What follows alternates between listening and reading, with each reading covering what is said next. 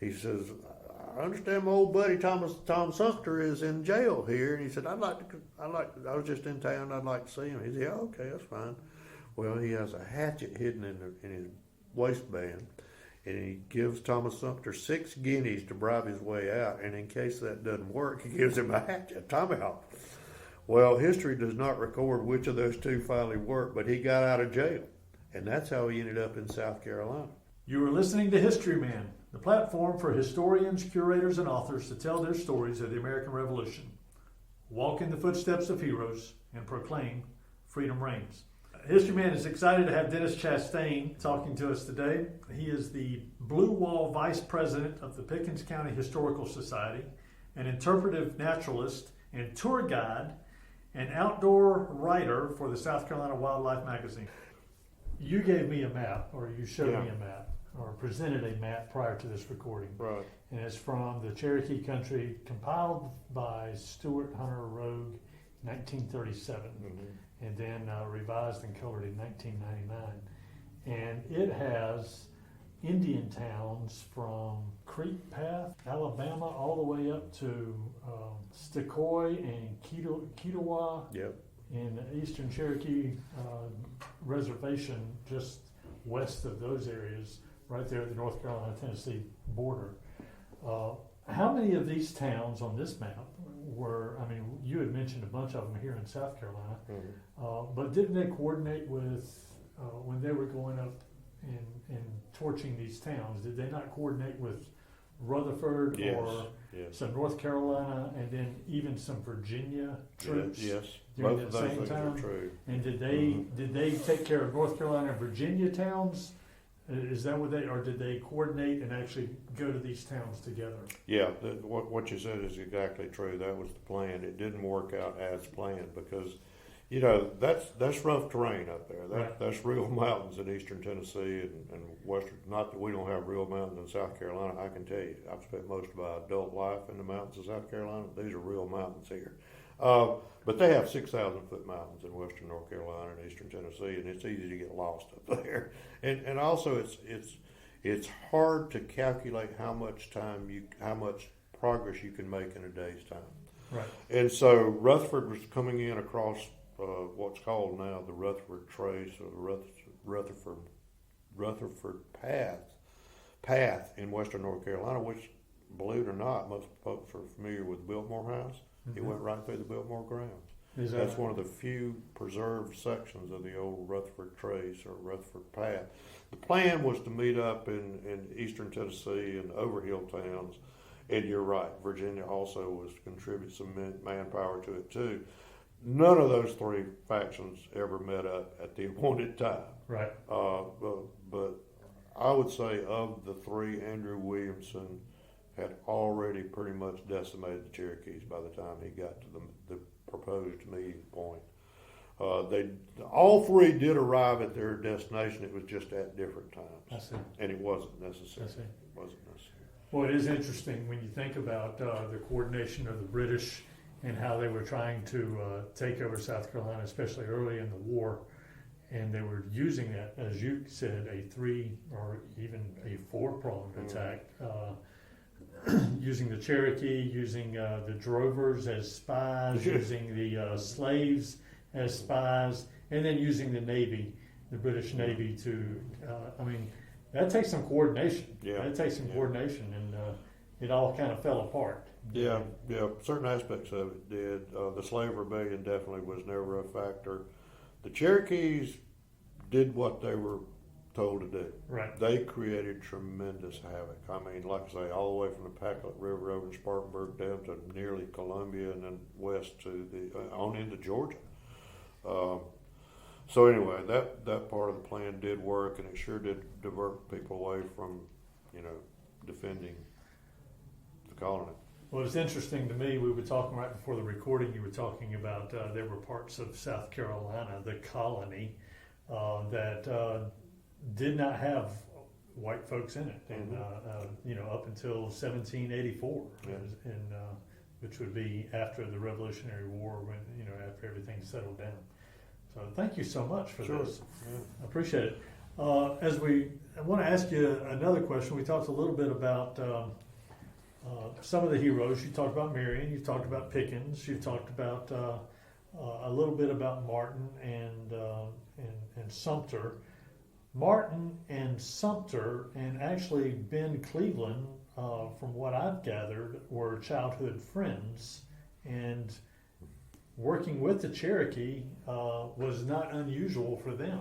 I mean, Ben Cleveland, who actually after the war, he ended up in the northwest part of South Carolina, and had his right there, just across the river from Georgia. Yeah, that's where he settled. On Tougaloo River. Tougaloo River, that's right. Martin was instrumental in the Cherokees from the colonial standpoint, or from the young nation standpoint. And then Sumter was, you talked about the Cherokee chiefs going over to England and being awed. Sumter was one of the escorts in that. I told you earlier, Eric, that I know a good story when I see one. Right. Thomas Sumter's story is a largely untold story. I think most people think he was a South Carolinian and he rose to the cause of liberty. No, he grew up in Virginia. And he grew up in the same rural community. It's really a stretch to call it a community. It was a settlement of sorts on Pretty Creek near Charlottesville, Virginia, but out in the remote wilderness out there. And these three fellows that you mentioned, Joseph Martin, Benjamin Cleveland, and Thomas Sumter, grew up wild and rugged and fighting Cherokees and hunting and fishing and cockfighting and all this kind of stuff. You know what boys do.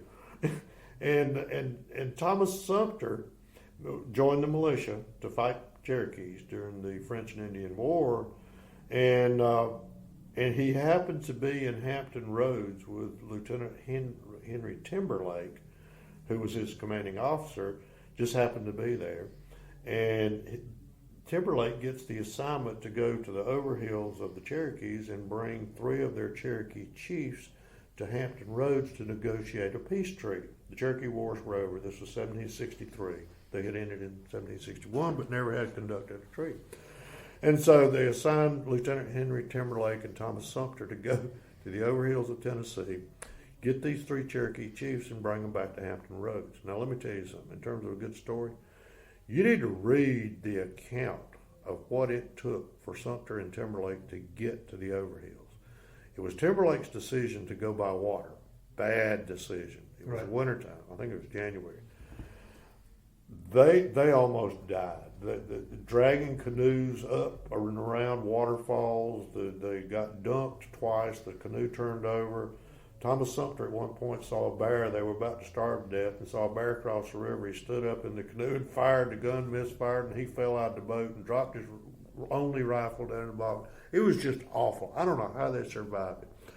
They finally made it there. They escort the Cherokees back to Hampton Roads, and one of the Cherokee chiefs, Ostanaka, was walking down the hall to the building where they were going to meet with Governor Farquhar to, sign this peace treaty, and he sees an oil painting of, this is 1763, so it would have been King George III, their great father. They were there to sign allegiance to become British citizens and be part of his, under his domain.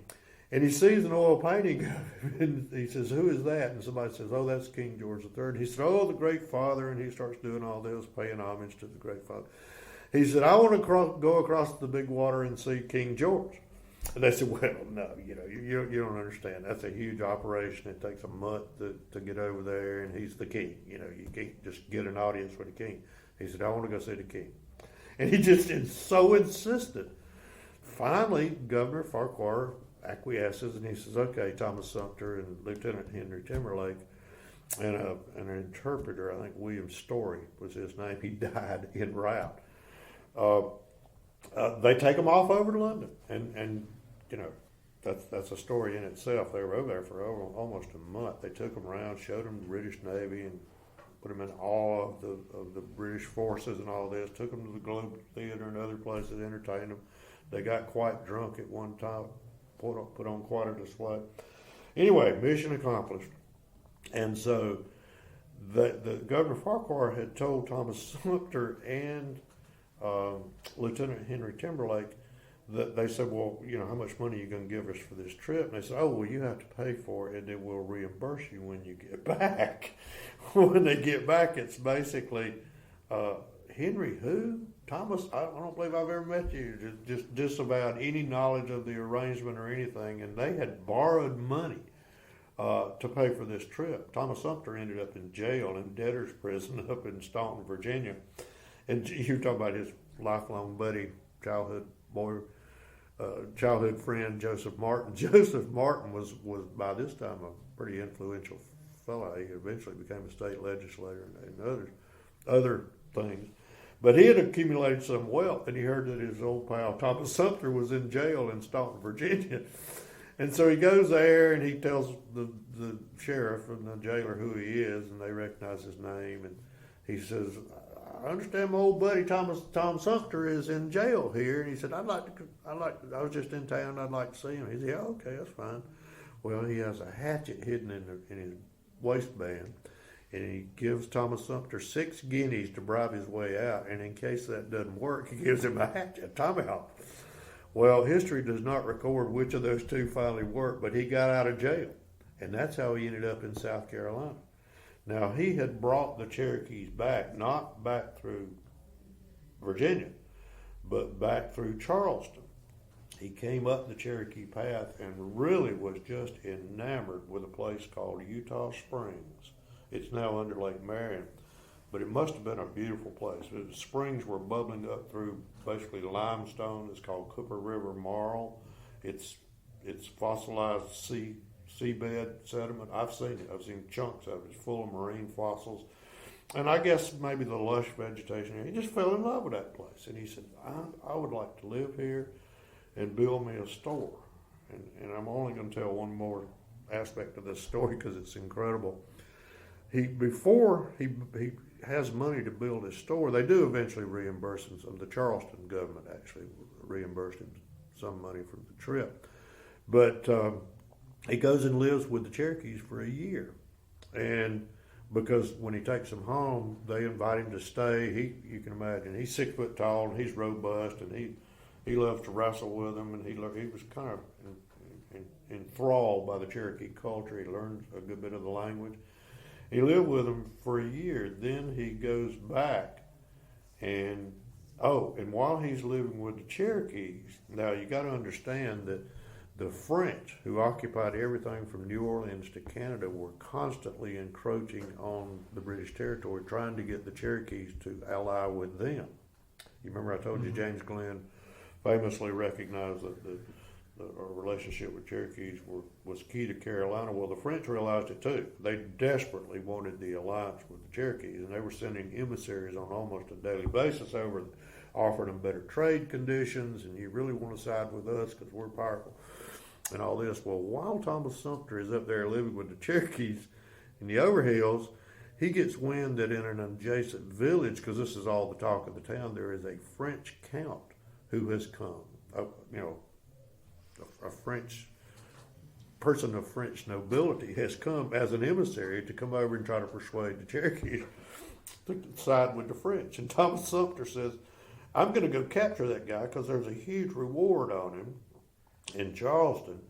And they say, no, you can't go because Oconostota, who's the great warrior of Chota, he was like the main warrior of the Cherokees, is down at Fort Luce talking to the French right now, and if you capture this guy, they'll kill Oconostota or hold him as hostage. No, you can't do it. And Thomas Sumter says, he waits a day or two, and he says, I gotta go get this guy. I just gotta get him. It's my duty to get him. They said, okay, we have a messenger. He says that Oconostota has left and is on his way home. You're good to go. He goes over there and wrestles the guy to the ground. This is a French count now. He wrestles him to the ground. They fight in the mud and the blood and the beer, and the guy's apparently quite strong. He finally wrestled him to the ground, hogties him, hauls him off down to Fort Prince George, and tells the commander who he is. This is French, and they recognize his name. He's known to have been in that area of French territory. He takes him off down to Charleston, and with that reward money, Thomas Sumter bought the land. I have the plat for the land that he bought there at Utah Springs. It's the intersection of Nelson's Ford Road and the Cherokee Path that I have written so much about and do the slideshow on. And that's where he built his store. What a great story. And it did quite well, became fairly wealthy, married into money also, and settled into the high hills of Santee. And my wife Jane and I have been down to where his wife is buried and where he's buried in the high hills of Santee. It's kind of off the beaten path back in there. Tell me how Thomas Sumter got his name, the Gamecock. Okay. That is also, I think, a fascinating story because I think most accounts, and I've seen 3 or 4 who say that Lord Cornwallis just named him the Gamecock because he knew that he liked to fight chickens. Now remember, he grew up in the wilds of Virginia fighting chickens. That was a common sport. Well, Thomas Sumter had several devastating losses, really embarrassing losses, along the Santee River and again up in the Congaree. And he decided that the reason he was losing was that militia, and this was true, it was a real limiting factor for the Patriot cause, and that was that militia would sign up for a certain period of time, and when that time came, it was a contract to them. They'd get on their horse or they'd turn tail and walk home. Right. They'd go, it's over. Our contract is over. I want my money and I'm out of here. That's a problem. Right. And so Thomas Sumter says, what we really need is state troops. And he came up with this grandiose plan on how to raise money. And Francis, he wanted to pay the soldiers, the militia, in slaves that were confiscated from Tories. Francis Marion thought it was abhorrent. Just, I'm not having anything to do with it. I don't even want to hear about it. Finally, John Rutledge, the president of the Continental Congress, said, just to keep Thomas Sumter happy, because that was good policy at any time. He could be pretty boisterous. Said, okay, fine, but you're going to have to clothe them. You're going to have to come up with uniforms. You got to find guns for them, and you basically got to get all the supplies and all this. And so he settles on these blue uniforms, and he's 6 foot tall, and he's got these blue uniform with epaulets on, and he has heard of the Gillespie rifles. Gillespie rifles were made we live up at Table Rock State Park on Highway 11, which is only about 8 miles from the North Carolina line, and the next town is Rosman. The Gillespie rifles were made at a little foundry just outside of Rosman, the original ones, William Gillespie. His sons eventually built another foundry over on Mills River, and I cannot be certain which one Thomas Sumter went to, but he knew how to find the Gillespies. He goes to the Gillespies, and when he gets there at the foundry, they're out behind the foundry fighting chickens. It's cockfighting. It was a popular sport in the colonial period.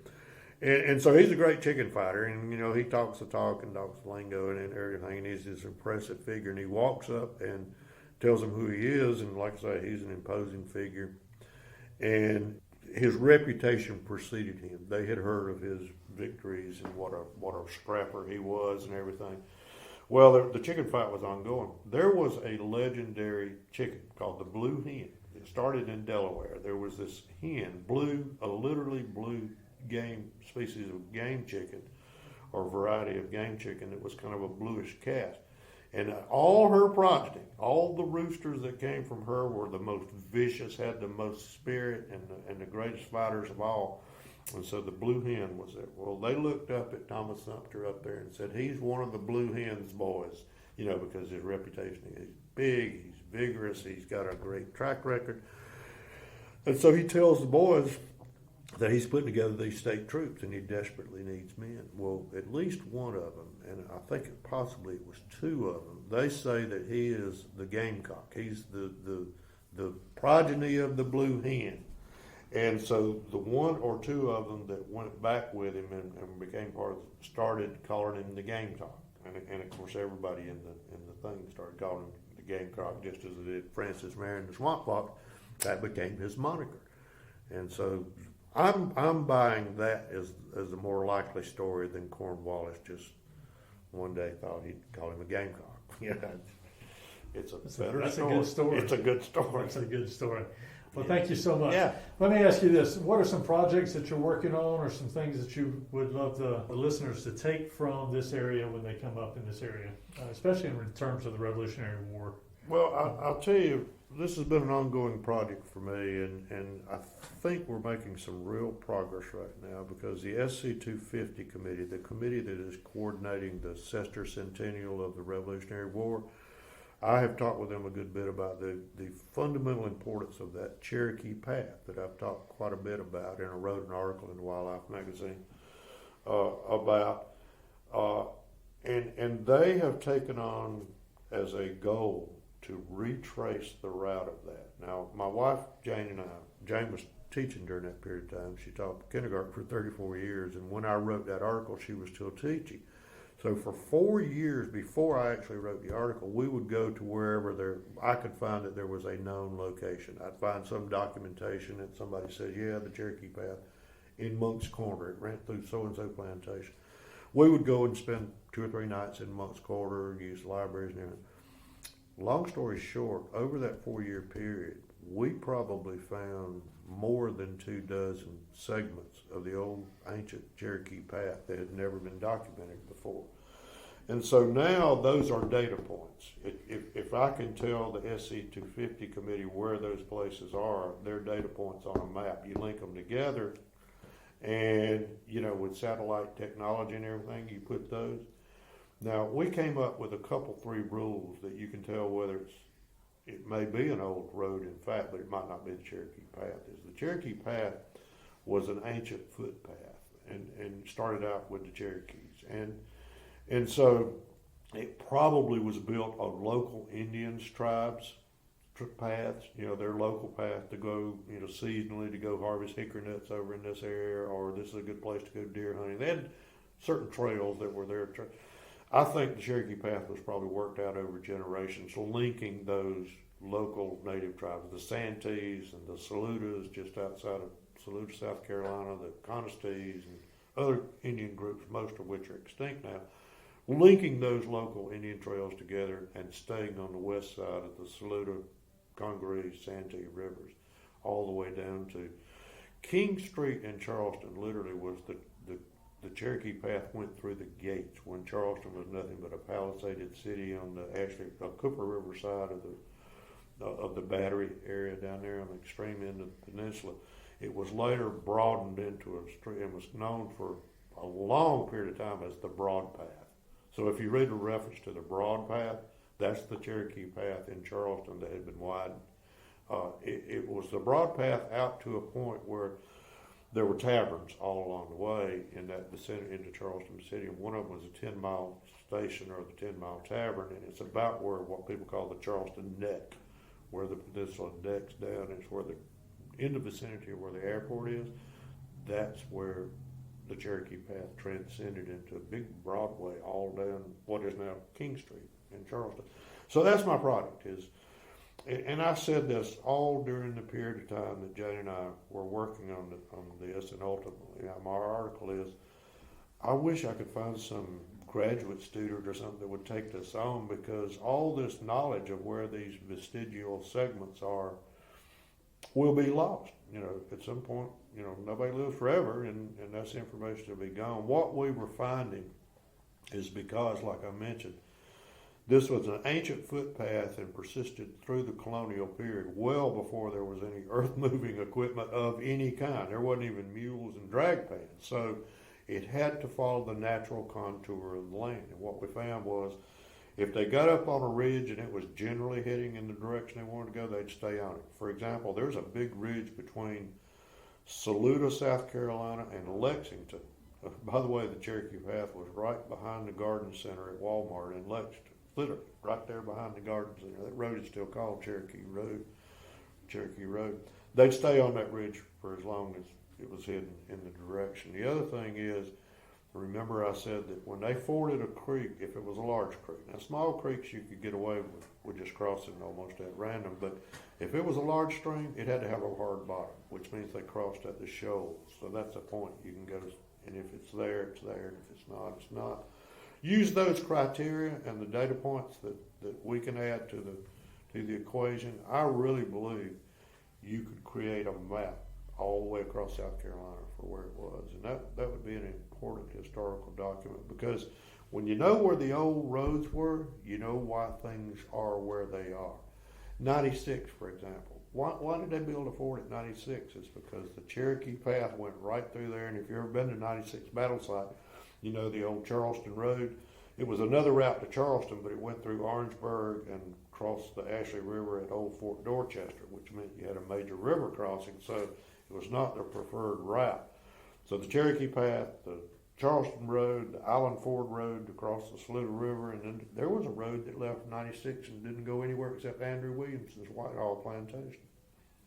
Stopped right there. So anyway, that's why 96 is where it was. So the Cherokee Path is one of your big projects. Yes. That Yeah.